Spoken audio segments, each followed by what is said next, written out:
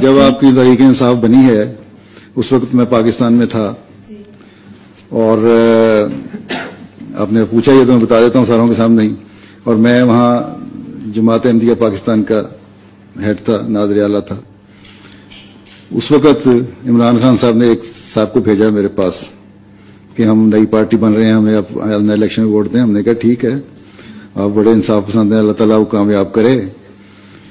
اور جہاں تک ووٹ کا سوال ہے ہمارے پاس تو ووٹ ہے. نے کہا نہیں آپ دیں تو آئندہ پھر ہم اسمبلی میں جائیں گے تو پھر آپ کا حق ہوگا. کہ جو ختم نبوت کا کلوز تھا پاکستان کے آئین میں 1974 میں لے کے آئے, 23 دن پارلیمنٹ میں ڈبیٹ ہوئی. یہ کوئی علماء نہیں لے کے آئے یا مشائخ نہیں لے کے آئے, پاکستان کی پارلیمنٹ میں 23 دن کی ڈبیٹ کے بعد ختم نبوت کا کلوز آیا.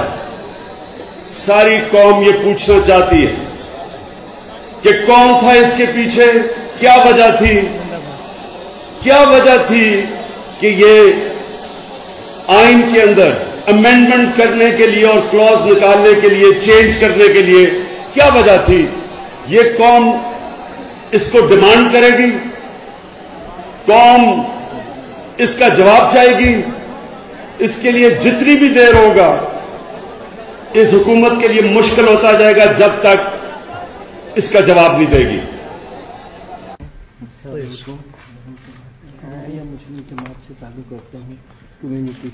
I am from the Ahmadiyya Muslim community of Pakistan. 74 میں ہم کو غیر مسلم اقلیت قرار دیا گیا. In 1974 we were declared non-Muslims. ہمارے گھر بھی لوٹ لیے, ہماری دکانیں بھی لوٹ لی. Our houses and shops were looted. کئی گھروں کو آگ لگا دی. Set on fire. ربا آ گیا, پھر بچوں کو لے کر سرگودا میں دکان تھی. I relocated. پھر یہاں پر بھی ابھی مجھے کتابیں کام کرتا تھا تو کتابوں پر انہوں نے سزا دی. I was a salesman and then I was in prison for 5 years for selling books. اور 5 سال قید و مشقت اور 6 لاکھ روپے جرمانہ. And ابھی fine. 3 سال 3.25 سال کے بعد اب میں رہائی ہو کر آیا ہوں. I've been released after 3 years. ہم کسی بڑے پرامن طریقے سے رہتے ہیں. We are میں peaceful. آپ کو یہاں مسلمان کہہ سکتا ہوں لیکن پاکستان میں اپنے آپ کو I مسلمان can نہیں call کہہ سکتا. myself a Muslim in the United States of America but not in Pakistan. ورنہ ہمیں سزا دیتے ہیں. Otherwise I'll be punished. اس وجہ سے. اور ہماری جماعت بڑی پرامن جماعت ہے. کسی کو لوگ گالیاں دیتے ہیں, گھر جلاتے ہیں, ہم کسی کو کچھ نہیں کہتے, اللہ پر چھوڑتے We ہیں. have never retaliated and left everything to God. آپ سے درخواست ہے, اللہ تعالیٰ آپ کو جزا دے. اللہ تعالیٰ آپ کو ناصر ہو. God bless you and give you a long life. جی بسم اللہ الرحمن الرحیم. میں عرفان سلیم but, Pakistan Tehreek Insaf, new York امریکہ سے.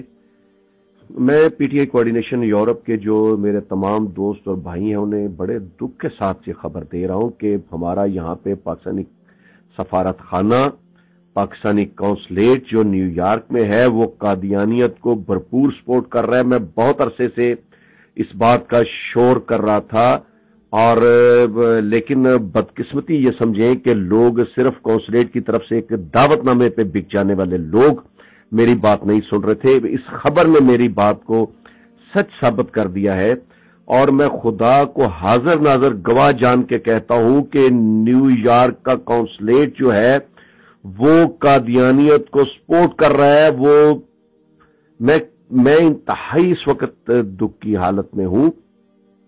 خدا کے لیے اس کے لیے آواز اٹھائیں. پاکستانی سفارت واشنگٹن میں سفارت خانہ اس کو پروموٹ کر رہا ہے اور ان کو سپورٹ کر رہا ہے, ان کے ایجنڈے کو.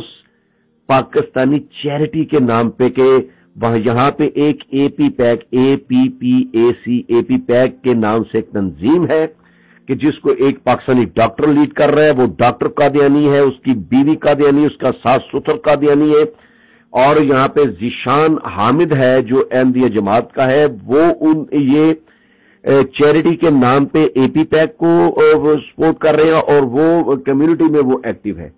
تو خدا کے لیے اللہ کا واسطہ ہے آپ دوستوں کو کہ پاکستان کے لیے, اسلام سے ختم نبوت کے لیے اس کو زیادہ سے زیادہ شیئر کریں اور دنیا کے علم میں لے کے اس خبر کو شیئر کریں اپنے وال پہ کہ پاکستانی لوگ, کمیونٹی جاگے, پاکستان میں لوگ جاگیں, وہ جہاں پہ جو لوگ بیٹھے ہوئے انہیں پتہ چلے کہ پاکستان امریکہ میں کیا ہو رہا ہے.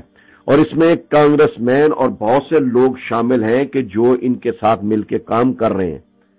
بہت شکریہ. میں سمجھوں گا کہ اگر ایک دوست بھائی نے بھی اس خبر کو اپنی فیس بک پہ شیئر کر دیا تو میرا بات کرنے کا مقصد پورا ہو جائے گا.